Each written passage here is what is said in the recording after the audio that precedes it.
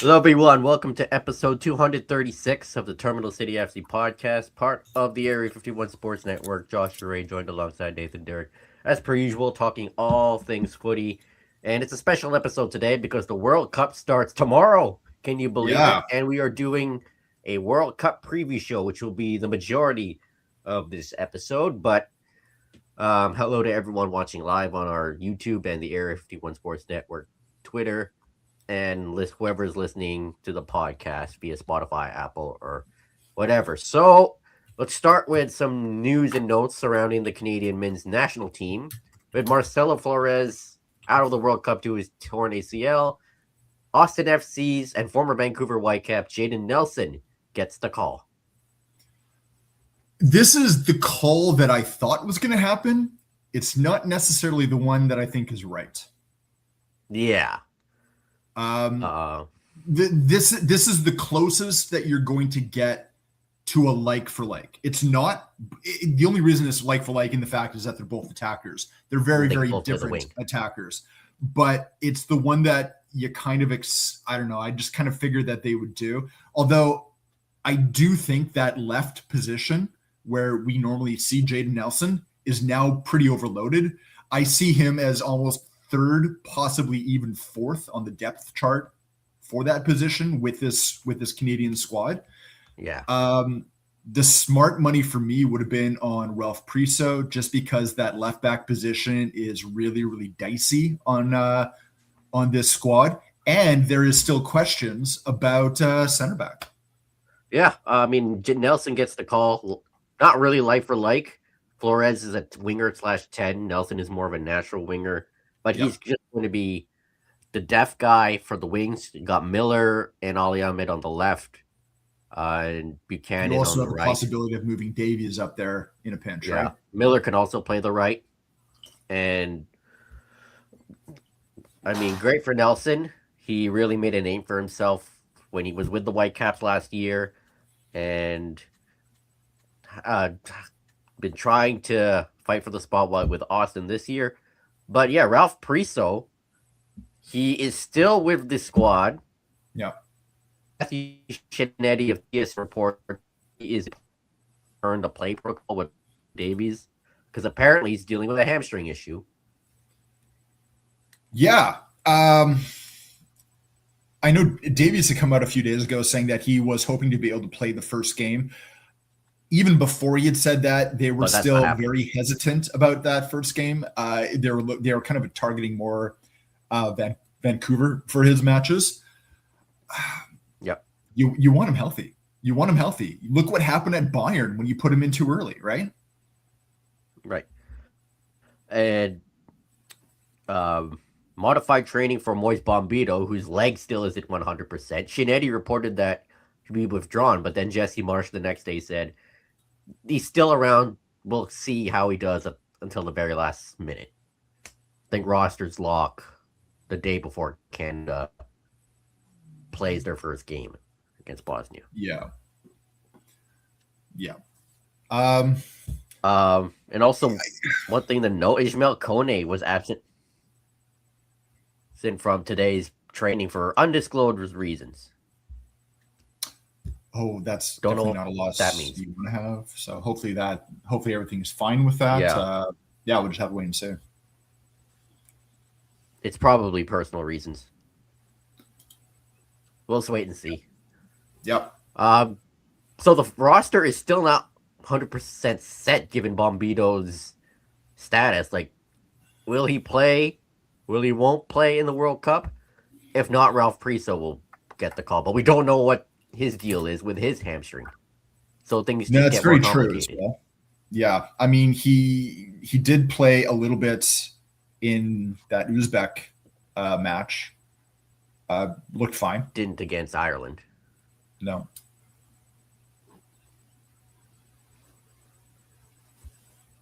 But I think it must. I feel I would think probably more that same hamstring. Happy about him. He injured in March. At least that's what it seems like, because it seems like it's a recurring muscle / hamstring issue. Yeah.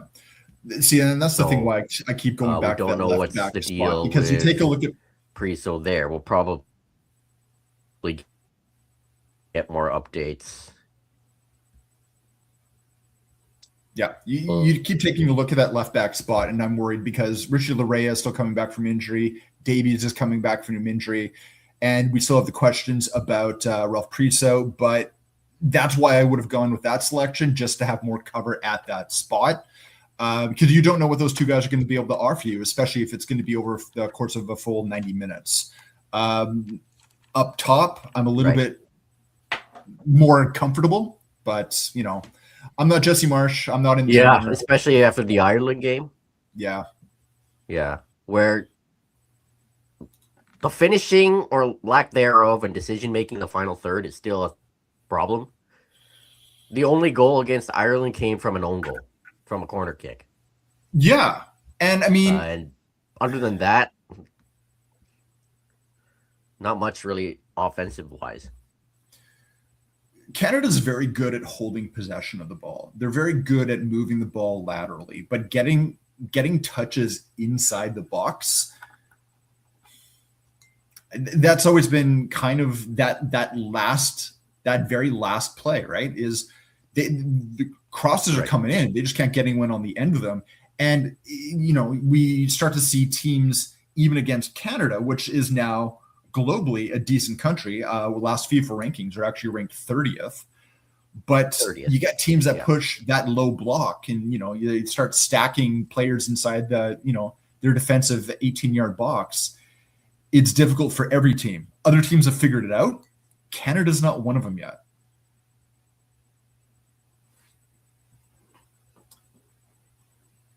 But we'll wait to see. Like you said, roster lock coming up very, very soon, especially with the first match happening tomorrow. That will be at the Azteca in Mexico City. Mexico will be playing South Africa in the opening match.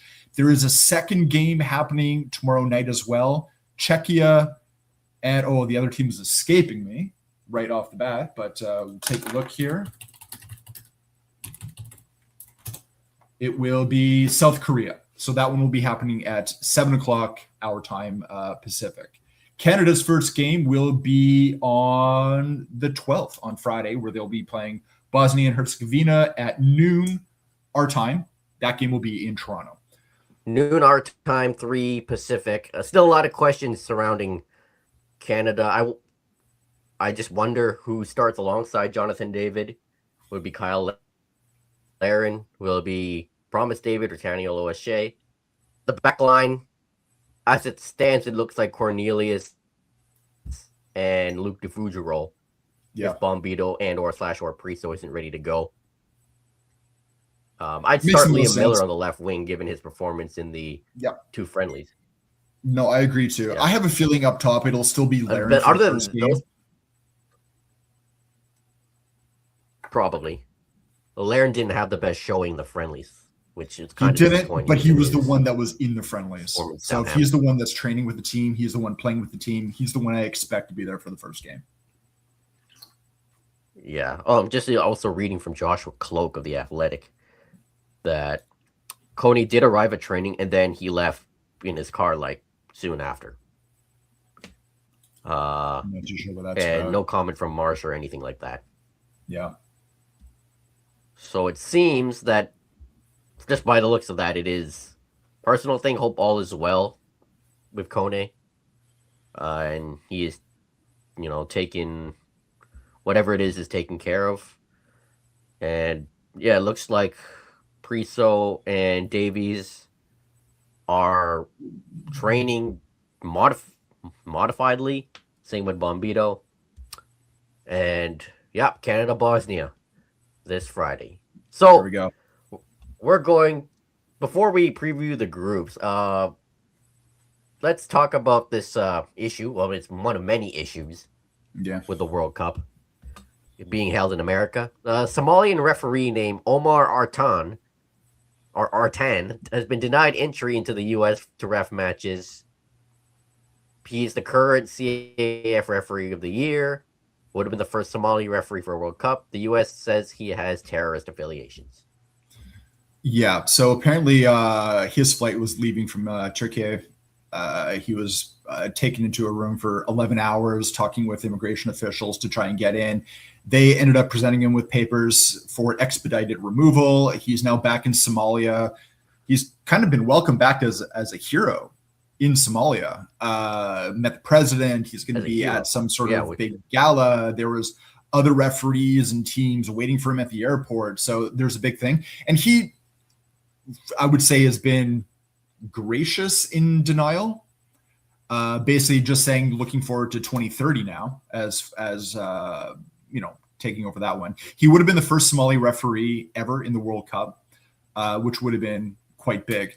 Now, there's been a lot of confusion over the fact that, officials and teams and all that were supposed to be allowed entry. Referees were not included in that. There was also the mention about why was he not allowed to be able to referee matches in just Mexico or Canada. David Eby, Premier of BC, obviously put out a tweet saying we would welcome him here in Vancouver and all that stuff. The reason why he's not allowed to do that is because the official training ground for all referees is in Florida. In the US. It is. Yep. And so you have to have entry into the United States regardless. We're not going to get any more information with that. If the United States says terrorist affiliations, I mean, that's a blanket for who knows what. My guess is they throw that label on just to try and stop any sort of conversation on the matter. Obviously, that never works. But if you're a government, you can now just point your big finger over at that. It sucks, but that is one of 52 referees in this tournament. And no one's going to change the minds of the U.S. government. The U.S. immigration, customs, and all that. An Iraq team photographer was sent back also, despite having a valid visa. And 14 members of Iran's backroom staff have been denied visas. Yep. 90% of Moroccan fans with tickets have been denied entry. So, wow. Well done, U.S. Well done.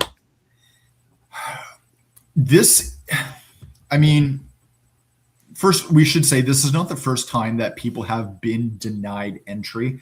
However, the FIFA bending over backwards to kind of appease the United States is unprecedented. You take a look at the visa processes that were introduced for other World Cups that were very contentious, like Russia or Qatar. They had expedited processes to basically ensure that people bypassed immigration and coming in. You take a look at other countries that denied people that were hosting FIFA tournaments. Like, what was it, the U20 or the U23 World Cup that was supposed to be hosted by Indonesia? It got something like that, yeah. Indonesia, the entire World Cup got moved. Like, Indonesia got banned from hosting it because they refused to allow entry for Israel. So it's not like removing the World Cup from a country or removing a FIFA sanctioned tournament from a hosting country is unprecedented. It's happened before. It's never happened for the World Cup, which obviously is the biggest and would be insanely difficult to do at any stage of the game after it's been awarded. Never. But, FIFA's done it before.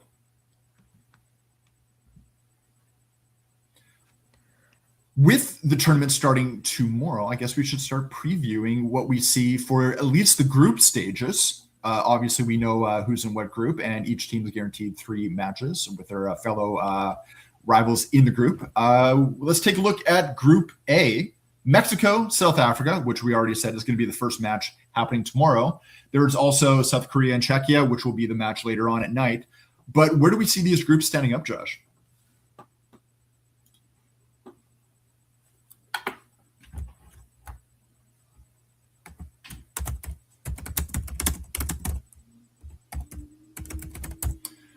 Based on these groups, I don't think you could do anything else but put South Korea on top. South Korea is one of the dominant nations in the Asian Federation. Their qualifying was quite seamless. It does make sense that you're going to be there as well. I'm interested. The one country that I'm interested in this group, family reasons a little bit as well, is the Czech Republic.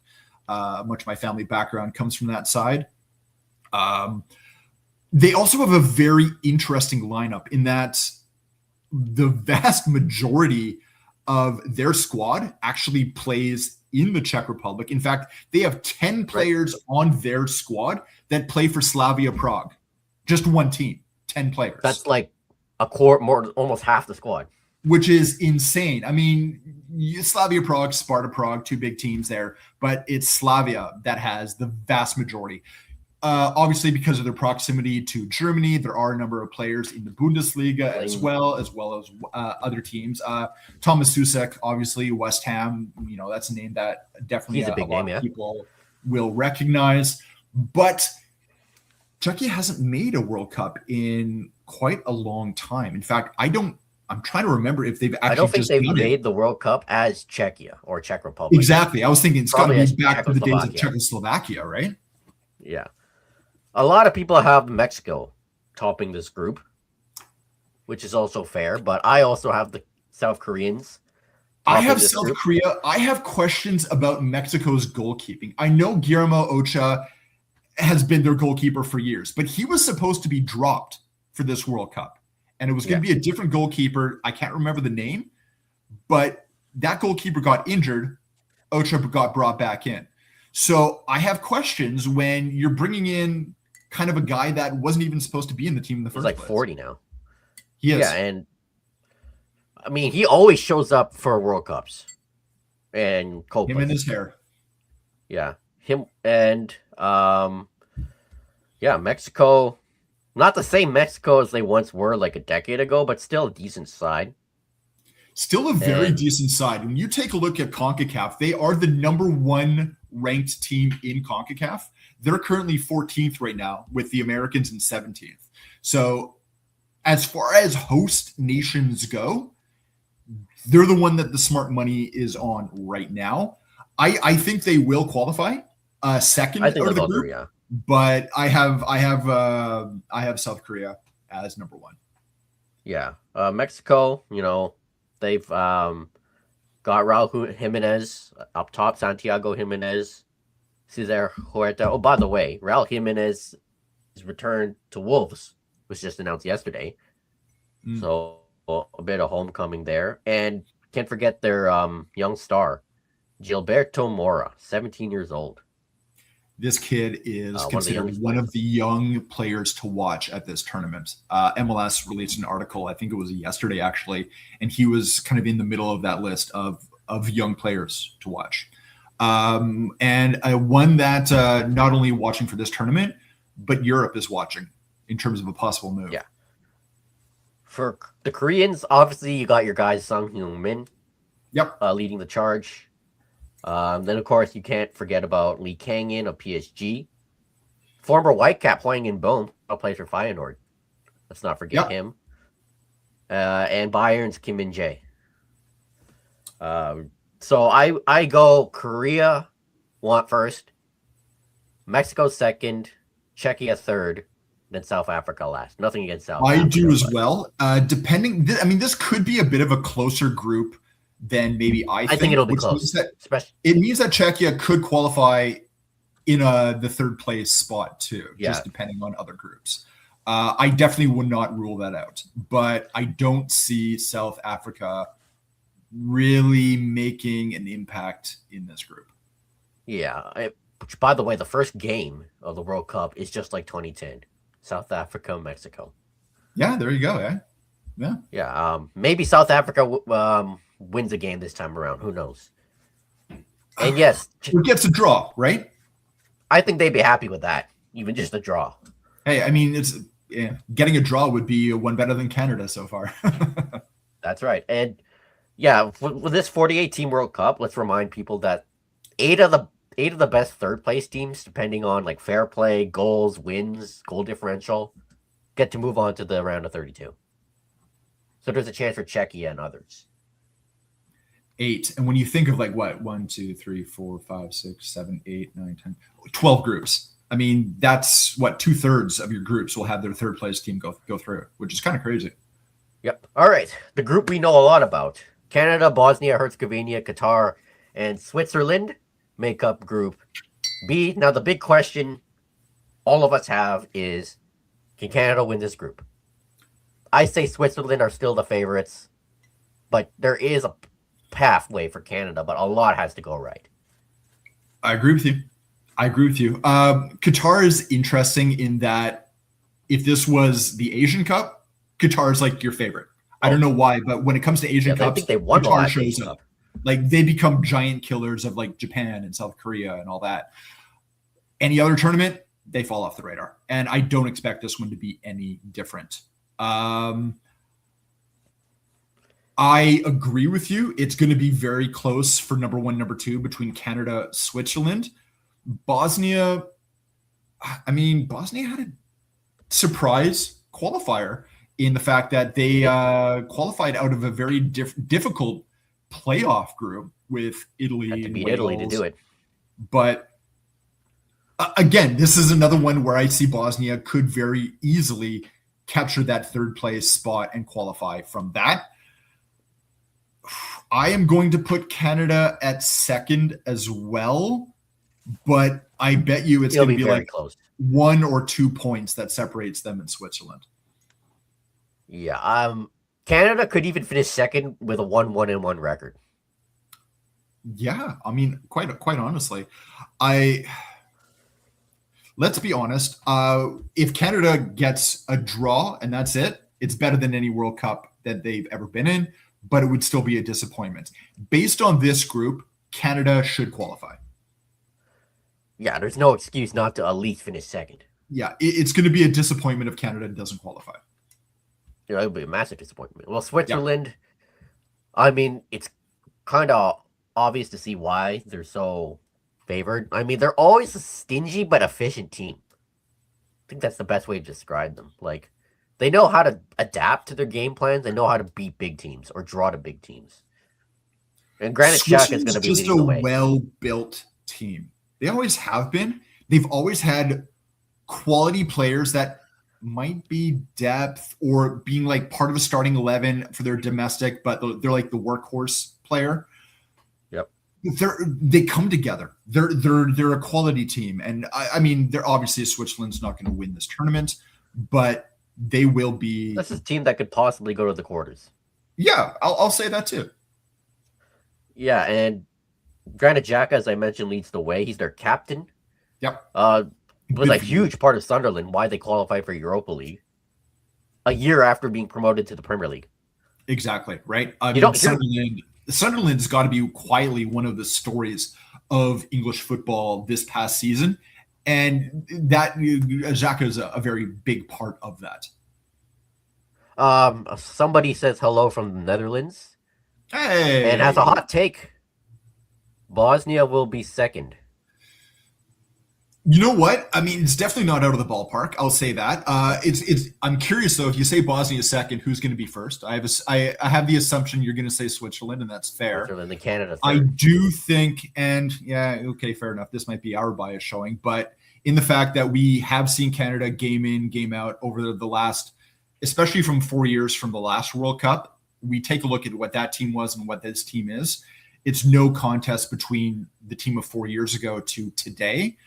I do still see Canada as finishing second, but you know what? Dare to be proven wrong, right? Yeah. Well, you never know with Bosnia and their low block. You know, Edin Dzeko could probably turn back the clock since it's his and Bosnia's World Cup. Yep. And one thing that's not mentioned a lot with Switzerland, their goalkeeper, Gregor Kobel of Borussia Dortmund. I think he's one of the best goalkeepers in the world. There you go. So when Canada plays Switzerland at BC Place, Vancouver, I believe on the 24th, he's going to be tough to break down. And I think that game's going to determine whether Canada finishes first or second or not. I mean, it's interesting also the fact that Canada-Switzerland is the final match for Canada in this group. So I think there's going to be a lot of emotions riding on that game because it could come down to that game that decides first and second or first and, say, third, right? I want to be wrong on Friday, but Canada-Bosnia feels like a draw in the making. I hope I'm wrong. I hope you're wrong. How Bosnia loves to sit back. The big thing, and you know what I think is one of the X factors in this is also the fact that you have a very different coach in Jesse Marsch versus 4 years ago with John Herdman, in that I believe Jesse Marsch is better at controlling emotion in the room. Yeah. Hopefully he gets to control himself when a call doesn't go his way. Well, I mean, let's put it this way. I don't think Jesse Marsch is going to swear on camera like Herdman 4 years ago. But yeah, that actually might not be the case. We'll have to wait and see. Well, remember Nations League where Marsch just went off at the ref and got sent to the stands. And he was wrong. Hopefully he doesn't do that. He was wrong in his assessment too. Yeah. All right. Group C, Brazil, Morocco, Haiti, and Scotland.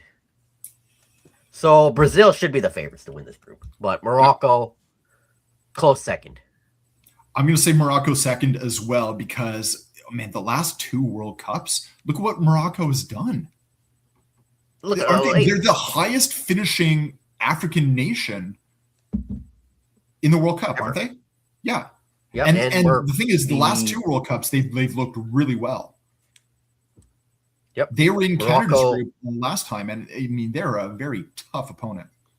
Yeah, with Hakimi and others. Obviously, Brazil has Vinicius Jr., Rafinha, Gabriel. I think Gabriel will be a big factor, one of the best defenders in the world. Yeah, but don't count out Morocco. I think Morocco is could be a team that can go on another deep run. Another dark horse team. Haiti, as far as this is not their first World Cup. I'm pretty sure they qualified for one. Like years ago. Yeah, years ago. The problem this time is Haiti just trying to get their players into the country. We all saw what happened when you had the Champions Cup in CONCACAF, and you had that team from Kingston in Jamaica trying to play LA Galaxy, and half their players weren't allowed in because they were Haitian. Yes, I know that they're supposed to be allowed in. Players are supposed to be allowed, but you know that the United States is not going to make it easy. So I have a feeling that could weigh on a Haitian team that already feels like they're going to be bottom of this group anyway. Yeah. And then there's Scotland from their first World Cup in, I can't remember. Shout out Michael McCall of AFTN. Yeah. Our good friend. So Scotland in their first World Cup, led by, well, now former Liverpool left back Andy Robertson, and they got John McGinn and many others. I think this is a team that could sneak their way to finish third, possibly qualify for the round of 32. I'm going to say they're a bit of a feel-good team in this World Cup. Yep. In the fact that I can't see anyone really begrudging Scotland of anything in this point. I mean, it's not like people are like, oh, just you're happy you're there. No, Scotland can definitely be an upsetter, but they definitely can. No one is going to come in saying, "Oh, I hate Scotland." Let's put it that. Maybe if you're unless you're English, no. Yeah, or Irish. But the Irish don't hate the Scots. For the neutrals, Scotland is a team you can't help but root for.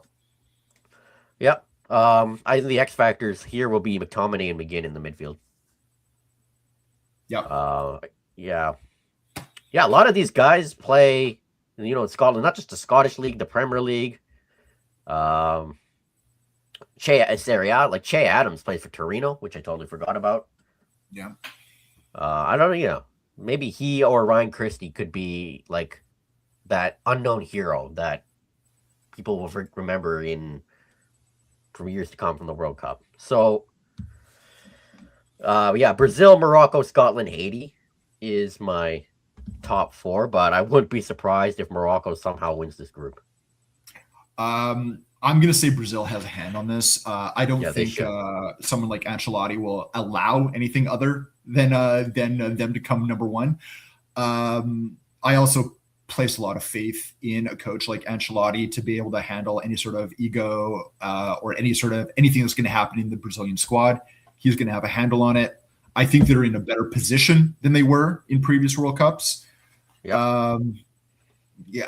Brazil wins this group, but Morocco's there. Yeah. By the way, 3 for 3 for groups between you and me. Yeah. Neymar, I don't know if he'll play a full game given his injury issues. No. That's something to look out for. Yeah. I kind of think he's done. Yeah. Well, this is his last World Cup anyway. Mm-hmm. I mean, a good solid squad from Brazil that they could possibly go all the way. Group D, featuring the other co-hosts, the United States, Andres Kubis' Paraguay, Australia, and Dark Horse's Turkey. This one is a lot tougher between who could win this group for me. This is a group that they're all kind of like mid-tier teams, right? Mid upper tier teams, yeah. Fairway. But for me, it's a much more difficult group to get a handle on. It's also one of those groups that's unique in that all four teams are different confederations, right? Right. These are like from different ends of the earth. Yeah, it's not like all of these teams play each other all that often. Turkey, it feels like it's close between Turkey and the U.S. to top this group. So Turkey has some good young talent in Arda Güler and Kenan Yildiz. I like this Turkish team. I do too. I think that they could surprise a lot of people. I think this team. This is me kind of going on a limb, but I am putting Turkey to win this group. Okay. I have the U.S. I still have the U.S. winning this group. I have the U.S. second, but I have questions. It could be a coin flip. Third place. Oh my gosh. I mean, you can't count out the Socceroos. No, you can't. But I'm going to. I'm going to say Paraguay. Really? I'm going to go Australia. Sorry for this. Paraguay, you remember in qualifying, and you remember how good Paraguay was against teams even like Argentina? Kubas had Messi in his back pocket. That's right. So, Argentina is not just Messi. Unfortunately, they treat it that way. I mean, did you see their plane when they were landing in the States? It was literally painted in Messi's jersey, not Argentina's jersey, Messi's jersey. So, I'm going to go Paraguay third. Yeah, I'll go Australia third. But I think this group. And I will say, I am really looking forward to that matchup between USA and Paraguay, just because it's going to be Berhalter versus Kubas. That's right. Me too. I have questions about the Americans' back line, especially whether or not Chris Richards is 100%. That's fair. Yeah. But I still have the U.S. barely getting out of this group. I mean, by winning this group, rather. The other thing is there's been a lot of questions about the midfield with USA, right? I mean, there was a couple of players that people expected to be on the squad that weren't. So, yeah, we'll see what kind of impact Sebastian Berhalter will have. Though their starting midfield is going to be Tyler Adams and Weston McKennie, depending on whatever formation Pochettino plays. Unless they want a guy that's good at set pieces, that you put in Berhalter. Yeah, then they that too, and then Pulisic, Pepe, Aronson, or Balogun or Weah, in the attack. Hopefully, for the U.S., they better not just rely on Pulisic to carry. Like they can't. And I don't think that's a smart thing to do anymore. I know he is. I mean, if you can have a franchise player for a nation, I know he has been that guy. He is that guy for the Americans, but I don't know. I waffle on Pulisic. Yeah, this is very tight. I have U.S., Turkey, Australia, Paraguay. Nathan has Turkey, U.S., Paraguay, Australia. First group we disagree on. I like that. Yeah, and that's Group D. Group No contest. Who finishes Group E? Germany. Yeah, Germany first for me. Yep. Second will be Ecuador. Cote d'Ivoire third, and Curacao last, who are just happy to be there. Yeah. I don't know between third or second and third. Cote d'Ivoire, I think, could surprise people. Yeah. I will put Ecuador at second as well. Me too. Ecuador is very good defensive, efficient team. I think that's a good way of putting it. They're efficient. They're not flashy at all, which, I mean, you can say that you would expect it almost. I mean, think of like a Costa Rica and how fun they are to watch. Teams like that, Honduras as well, when they play.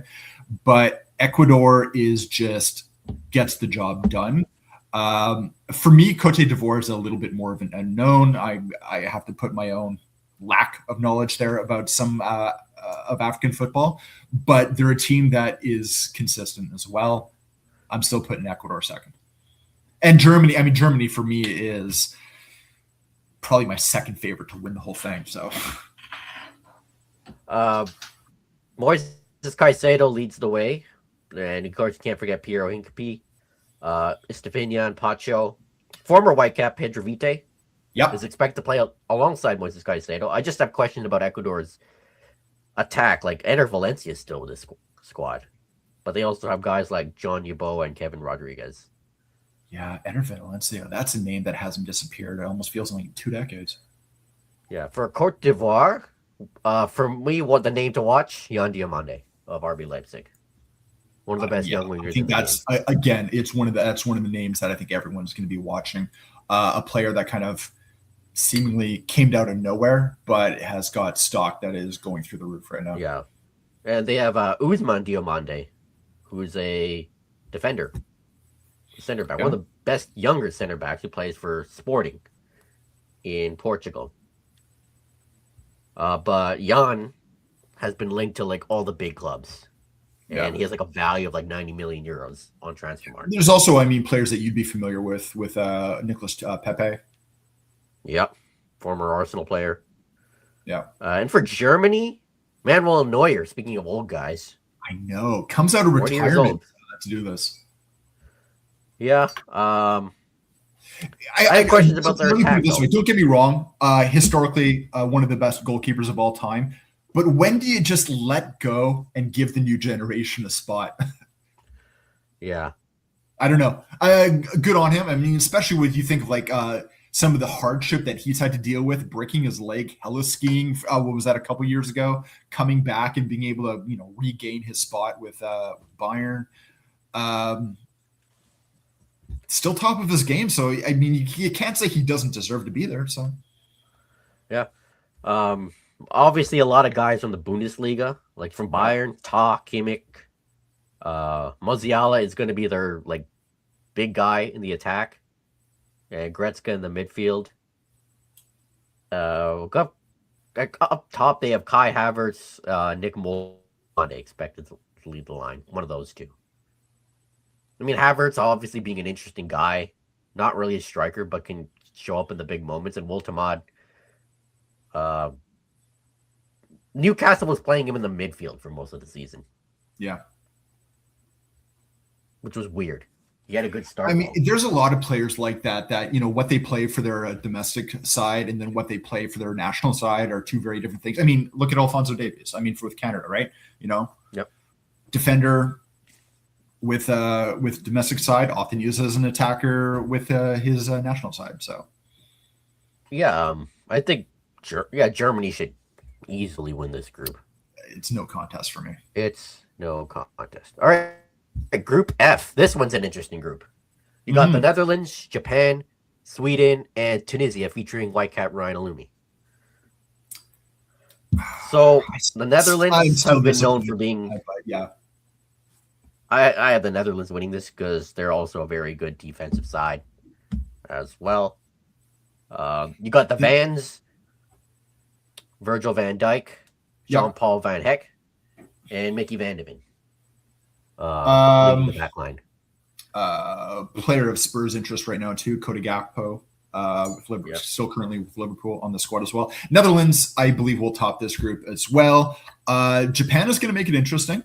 Sweden, also not a team that we have seen for a number of World Cup iterations, but I believe that 2018, I believe. No, but I do believe that the biggest competition for Netherlands in this group is Japan.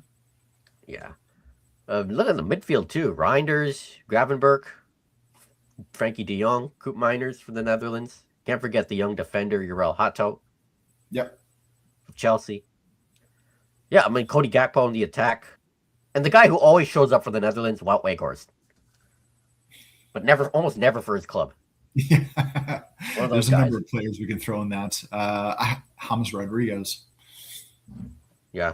Well, more when we get to Colombia. Japan, the big thing is Noah Mitoma. But yeah. I mean, their attack will be led by Feyenoord's Isa Ueda.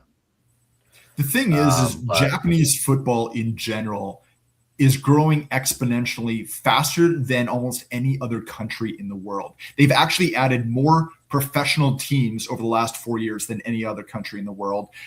And what that does to the rest of the country, their player pool and everything else, every time that one of these tournaments comes along, Japan is just better in general. My questions about Japan is their coach. I don't think he is the strongest coach for these players, and that's kind of a weird thing to say, but yeah, there's been a lot of questions about him for a while, of whether or not the team has maybe outgrown, what's in place. Yeah, one player I like to watch from Japan, I think the world will have eyes on and get to know more. Their goalkeeper Zion Suzuki of Parma. Yeah. Maybe if he does well in this World Cup, could be linked to a bigger club. My club's looking for a goalkeeper. They could use him. They're looking elsewhere right now, but yeah. A lot of very good guys in the midfield. Endo, Tanaka, Kubo, Don, Daichi Kamada. Like, very good names there.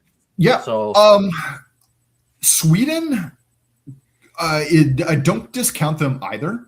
Nope. They're a team that's starting to bring in a lot of young players into the lineup. Lucas Bergvall in particular. Whether or not he's going to get a lot of time, we'll have to wait and see.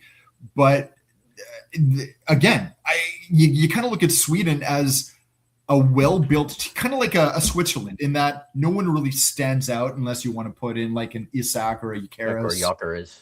Yeah, but they're a well-built team. So yeah, they also have Alanga in the attack, though. He has been terrible with Newcastle. Maybe he finds his form with the national team. Yeah, exactly. Yeah, you mentioned Lucas Bergvall. I think he's one of the young guys on the Swedish side. Yeah, he is actually just 20 years old. Oh yeah, he's very young. What is he, 18? Yeah. Right about Victor Lindelof, who now plays for Aston Villa as one of their fullbacks. Yeah, I see Sweden finishing third and being one of those teams that makes it to the round of 32. That's one of the best 8.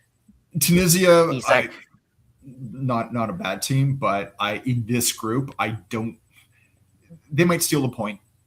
Maybe steal a couple of points. I think it's going to be very difficult for Tunisia to get any wins, but they could upset other teams if they poach a draw or two. Yeah, I'm just looking at their roster. They have a lot of guys who play for big European clubs, like Sebastian Tunecki, Celtic, Elias Akuri, Copenhagen. They even got a guy that plays for Burnley named Hannibal Midgebury. And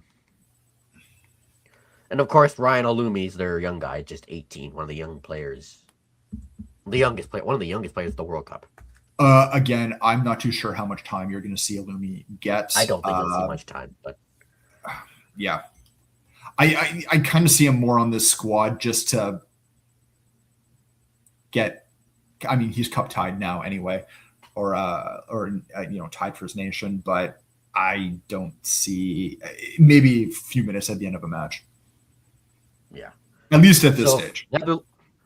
As for those watching, pretty much the way they have the group, that's how I'm predicting it. Yep, me too. Japan, Sweden, Tunisia. Group G, you got Belgium, Egypt, Iran, and New Zealand. 3 out of these 4 teams will be playing games here in Vancouver. Belgium, not the same Belgium that they once were. No. Vertonghen, Alderweireld retired. Eden Hazard retired. But they still got Courtois, Kevin De Bruyne, Lukaku. And, of course, you can't forget Jeremy Doku, one of the most exciting wingers in the world. Yeah, I mean, I think they'll top this group. Yeah. I think that it'll be that, but I just don't know how far Belgium will go after this. Again, draws in the later rounds, that's a bit of a toss-up at this stage, but yeah, they'll top this group. I think they'll top this group, but find a way to crash out early. Yeah. And like Lukaku has been dealing with injuries like all year, so he's not. I don't know how fit he is. I don't know. I think Lukaku is just dealing with being Lukaku. Yeah, and that too. He fell out with Conte. Mm-hmm. Right? Yeah, and Doku's going to be their big X factor. I mean, when you talk about aging players, this is a team that, when you think of Brazil, you're thinking of guys that are well into their 30s, right? Yeah. I mean, yes, they are bringing in other players, but no one's really kind of stood up and taken this next generation yet. Yeah, I could say this. With Belgium, not really anyone yet. No respect to someone like Joachim Says, who played for Club Brugge. Maybe someone for the next World Cup. Yep. And then you got Egypt, led by Mohamed Salah and Omar Mamouche. This one, I think I can see them finishing second. I'm going to say second as well. I think Iran could surprise and get a second as well.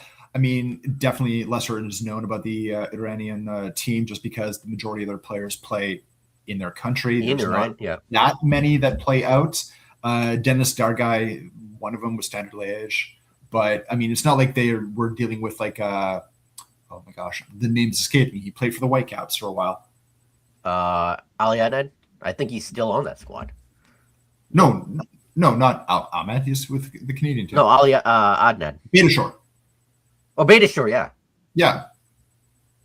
No, yeah, Beitashour's an assistant coach with TFC now, I think. Yeah, exactly. He's been out of the game for a while. So, yeah. I mean, not a lot I know, but I'll put them in for a third. New Zealand. I switched New Zealand Iran. I'm gonna have Iran third. New Zealand's qualifier doesn't test them. It just doesn't. I'll have New Zealand just squeaking into third. I don't know if they'll be one of the best 8 though. Fair enough. New Zealand have a Whitecaps connection. Former defender Michael Boxall. Let me put it this way about New Zealand. They have a player on the New Zealand squad that plays for my non-league team, Braintree. That's right. Right? I don't put a lot of stock in it. Yeah, let's not forget the legend Chris Wood of Nottingham Forest. Yeah. No, he's had a poor season. And let's not forget the legend Tim Payne, Wellington Phoenix. A team with a bunch of like older guys, but I think they'll finish third. Maybe that's just me not knowing much about Iran. Yeah. So Belgium, Egypt, New Zealand, and Iran for me. And for Nathan, just switch Iran and New Zealand. Pretty much. Group H. Spain, Cabo Verde, first-time qualifiers, Saudi Arabia, and Uruguay. Spain, heavily, by consensus, the favorites to win the whole thing. Not much could be said about them. I think they win this group, but Uruguay finishes a close second. Yeah, I'll say that. Yeah. Cabo Verde looked very fun in qualifying, though, and surprised some much bigger teams. But I still have them finishing fourth. Yeah, and Saudi Arabia third for me. Yeah. I mean, Uruguay, even though they don't have Suarez on the squad, they're a team that can rage bait other teams, especially with like the likes of Bentancur and Araujo.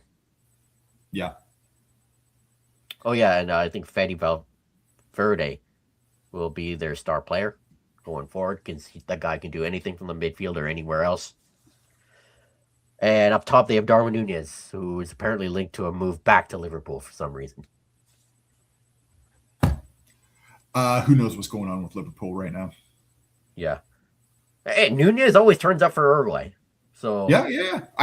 He'll be a factor for definitely not a bad player, and you put him in the right system, you can play. It's like us talking about Kyle Larin and whether he fits in Jesse Marsh's system, right? Yeah. So Spain, I think Nathan and I have it agreed. Yep. Spain, Uruguay, Saudi Arabia, and Cabo Verde. Saudi Arabia is also another Saudi Arabia team can pull off an upset like what they did against Argentina. Absolutely. This is one where I can see a third place qualifying. Yeah, I think they're going easily as the best 8. Oh, this is an interesting group. Probably the most fun group of the World Cup. France, Senegal, Iraq, and Erling Haaland's Norway. I know people have the odds-on favorite with Spain. My favorite is France. Mine too. To win this World Cup. This team is scary. Not only that, but you think of their coach. This is his final hurrah. He's out after this tournament. France will top this group, but for second, Norway and Senegal is going to be interesting. Yeah. Norway. Senegal, I mean, we all know Senegal's story with what happened with AFCON, right? Senegal ends up winning the thing, then gets it stripped away from them, and the whole fiasco with that. They're still the champions. I don't care what anyone says. Well, not only that, but I think Senegal is playing with the chip on their shoulder. Yeah. And then Norway will be the surprise team, obviously led by Erling Haaland. Yep. And then I have Norway in third. Yeah, I have Norway in third too. Senegal second. Yeah. With Iraq as fourth. Yeah. Iliman again, second and third could be a bit of a toss-up for me as well, but I think, Senegal for me is playing with an edge. Yeah, and if only maybe Nicholas Jackson smartens up for the World Cup, because in the last friendly, I don't know what he was thinking, getting sent off so easily. Yeah, I know. And Edward Mendy's still doing well in goal, even though he plays in Al Ahly. So yeah, France with their scary attack first, Senegal second for me, Norway third. I think they'll be one of the best 8 teams. Yep. And Iraq fourth. Fair enough. Don't be surprised if Norway finishes second, though. No one should. Yeah. 2 more groups here. A few more groups here. Argentina, Algeria, Austria, Jordan. Or as Wayne Gretzky says, Jordan, for some reason. Yeah. Argentina should win this group. What do you say for Curacao again? Curacao? Something like that. Yeah.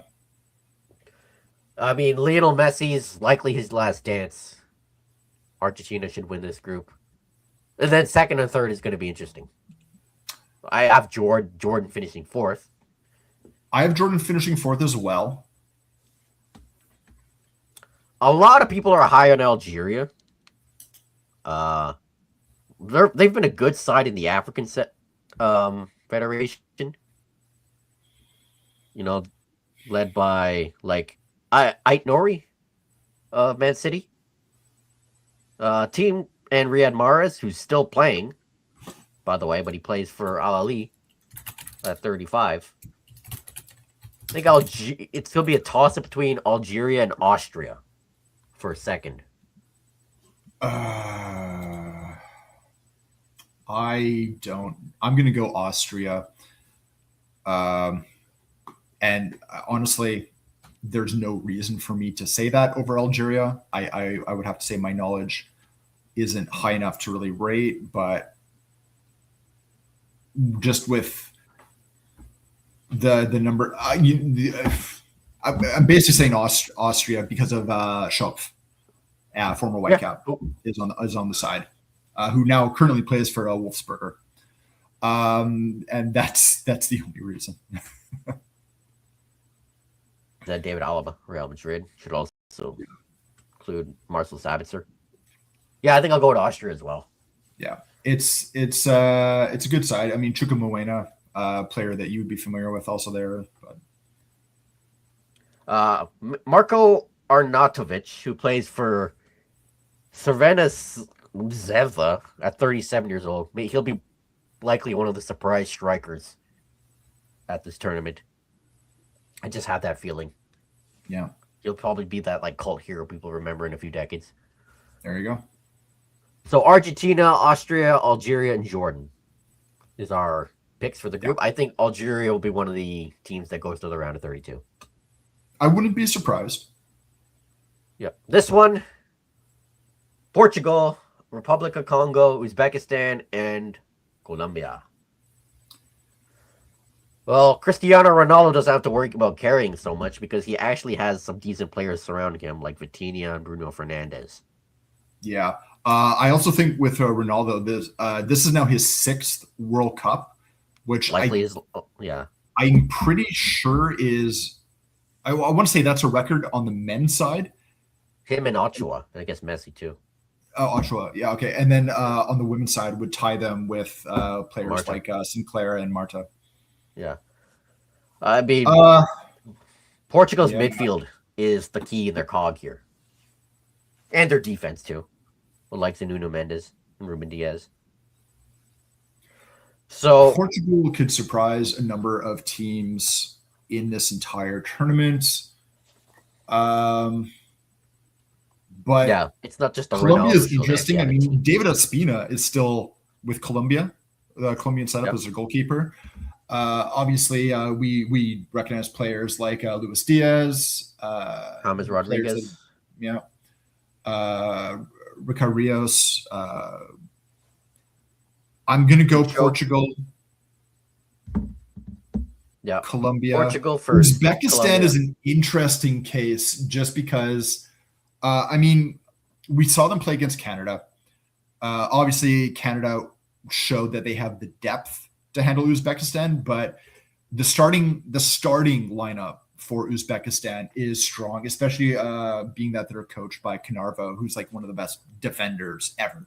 They're a very stingy team when they want to be. It's just they're kind of one note when they go forward through Shomadurov. But we saw how dangerous he can be. Like if you give him any space, he's going to take it. Yeah, he nearly scored against Canada a number of times. I'm putting Uzbekistan third. Same, and then Congo fourth. Yeah. Portugal should win this group. Correct me if I'm wrong, Uzbekistan, this is their first tournament? Yep, it is. Congo as well. Colombia second.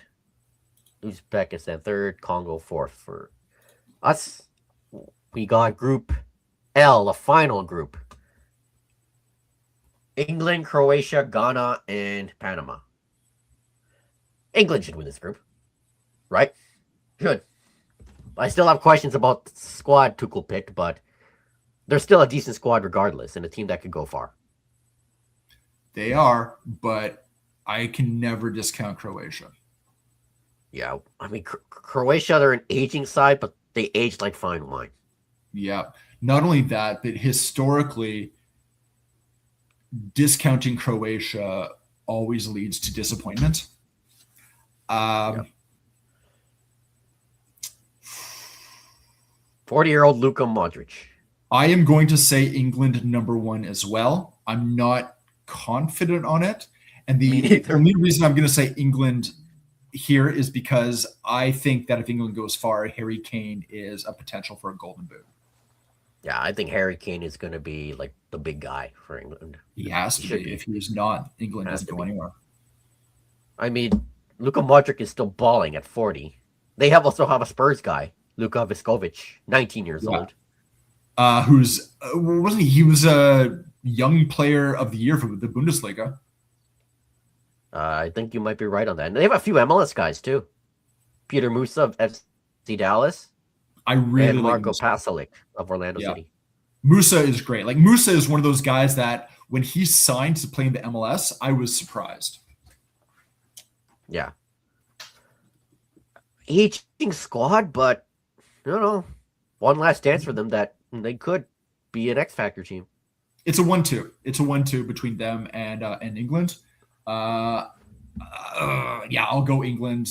I'll go England number one. Croatia number two, and then third and fourth. It's where it gets a little. I guess I want to say Ghana. Led by guys like by Antoine Semenyo, Jordan Ayew. Can't believe Jordan Ayew is still playing. I know. At Leicester. Panama, I mean, you think of Panama even in the context of CONCACAF, they're kind of a middle-of-the-road team. So yeah. I don't know. I think Ghana for me is a pretty easy third. Yeah. I think Ghana will be in the round of 32 as well. I mean, Semenyo is already emerging as one of the best wingers in the world. No, I would agree with that. He will be their big guy. All right, that's the groups for the World Cup. How about who's going to be our champion? We kind of hinted it earlier. I did, especially. I'm going with the French. I'm going with the French too. France, Germany, Spain. I mean, obviously, it's going to depend on what happens at the further rounds past the group stage. But France, to me, is just such a well-built team. I think they also want to do it for Deschamps. Let him go out. That attack is unfair. Yeah. There's not a weak point in this squad. I'm sorry, but there's not a weak point in this squad. Yeah.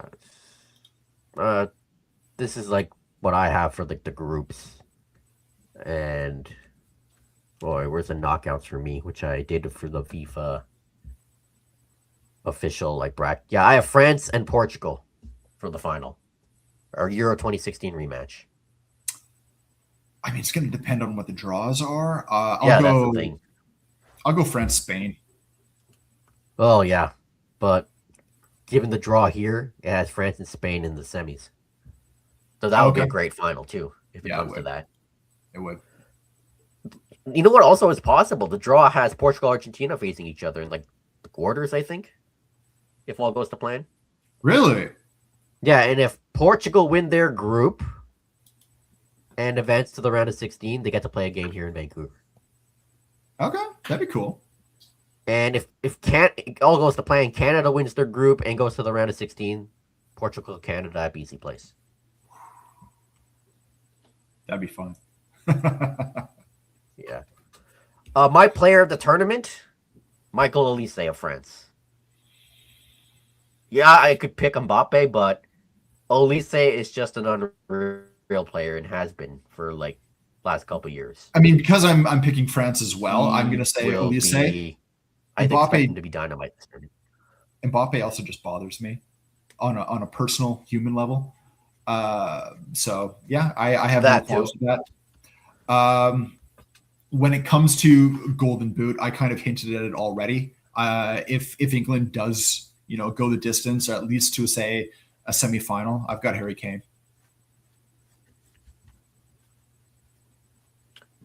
I'm gonna go with Diogo Costa of Portugal. Oh, okay. This is someone who I've been harping on for. If you listen to the show, a guy I really like. I don't know why he hasn't moved to a bigger club yet, because this guy's a really good goalkeeper. Golden Boot, we kind of hinted it. Harry Kane. I think you and I could that's agree. what I was saying. Yeah, that's what I was saying. And young player, I think it's an obvious one. Lamine Yamal. Yeah. I would say if defenders got more love, and if Croatia surprised, I could say Viscevic there as well. But I don't think it's going to be a contest. It's just the love affair with Lamal. I could also say like Yildiz or Guler of Turkey or Diomande. Yeah. I think this one is already being etched into whatever the award is. So, and Spain's expected to go far anyway. Yeah. So when we talk about the legacy of this tournament, I mean, the easy thing for us, especially in Vancouver, is to compare it to 2010 and the Winter Olympics that was held here. And the legacy of that was actually quite significant in terms of not just what the tournament brought, but in terms of the creation of new neighborhoods, of infrastructure, of lasting financial impact. Can you say the same for the World Cup? That's tough because the World Cup is not just one city; it's all across North America. It is. So obviously that gets spread out quite significantly. I don't think you can look at this tournament in terms of legacy for any one city. It's even difficult to do so for any one country, and the fact that you have three in this as well. Football is already the number one sport in this country in terms of enrollment, youth participation, in access. I don't think that's about to change. I think the one thing is you might see a bump in, say, 5-10 years down the road for the CPL and even the NSL in terms of player pools. But I don't think the impact is going to be nearly as great as what it was in 2010. I mean, the Winter Olympics were a once in a lifetime Vancouver thing. Yeah. And, with hockey especially being part of Canada's identity. But for Canada and the US in particular, you will see the sport grow. More eyes will be watching it, more kids will be playing. I don't know about stuff like infrastructure and all that. It's going to be very different from city to city. Like Vancouver, BC grades. Hopefully, it plays a part in keeping the Whitecaps in town because their future is still uncertain. At this stage, I think that would be the success, is if it played a positive role in keeping the Whitecaps here. That would be, that would be the enduring legacy that we could point to. Yeah. And for Canada, hopefully they go on a run to the knockouts and, their legacy could be, yes, we can play at the big stage. Yes, we can play at a World Cup. Yeah. Even though Canada didn't win a match in the last World Cup, they did impress in how they played. I still go back to the match that Canada had against Belgium. And that, yes, I think Belgium won 1-0, and De Bruyne won player of the match. But I still remember De Bruyne's comments after that, when him talking, he was like, I don't know why I'm being given this award. And he did, and even the Belgium coach at the time said Canada were the better team. Exactly, right? And I think that what we see with Canada today versus Canada 4 years ago, it's night and day. So I don't think Canada is really out to surprise anyone if you have followed this team. I think it's the question of Canada matching an increased expectation. That's just it. Increased expectations. Well, winning one game would be seen as success, but to make it really be a success, go to the knockouts.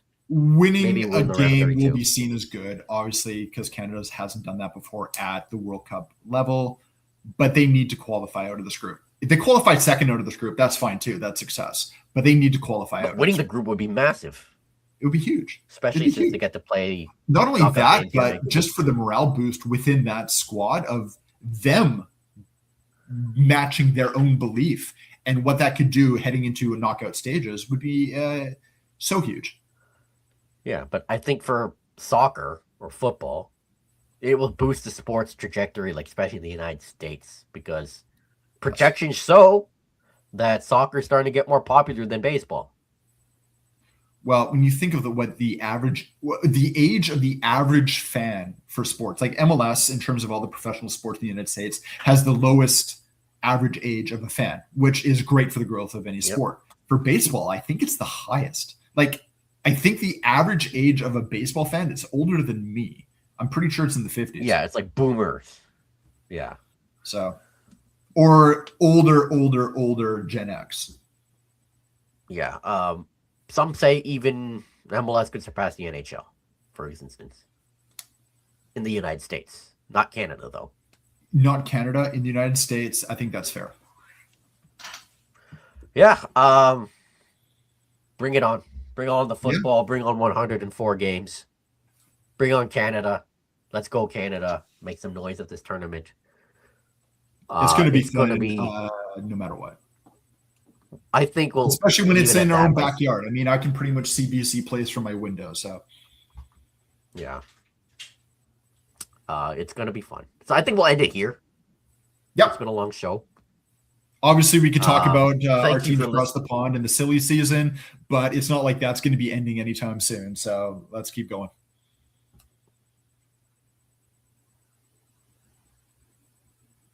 We'll talk more about that probably next week. So that concludes this week's episode. Hope you enjoyed it. Tell us what we're doing right. Tell us what we're doing wrong. Oh, my camera stopped working for some reason, so you couldn't really see my face for those watching. Follow me on Twitter at JoshRay00, Nathan and Enduric, podcast at Terminal City. See.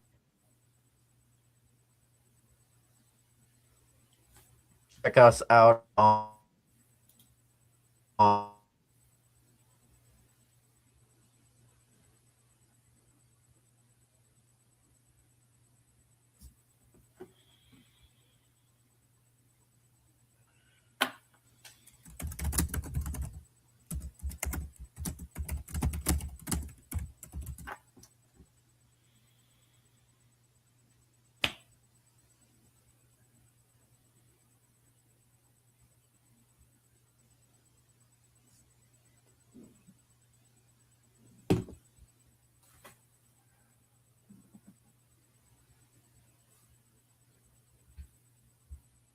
So that'll end today's episode. Thank you very much for watching. We will be back next week. If you didn't catch Josh there, you can follow all of our articles. We'll be covering every match of the World Cup at Area 51 Sportsnet. Check all of our writing there. We'll be covering it on this podcast, recaps every week. Follow my writing at Enduric, Twitter, Blue Sky. Josh is at Joshua Ray 00 on Twitter. Josh Ray at Blue Sky. And we'll see you back here same time next week. Thanks all. Take care.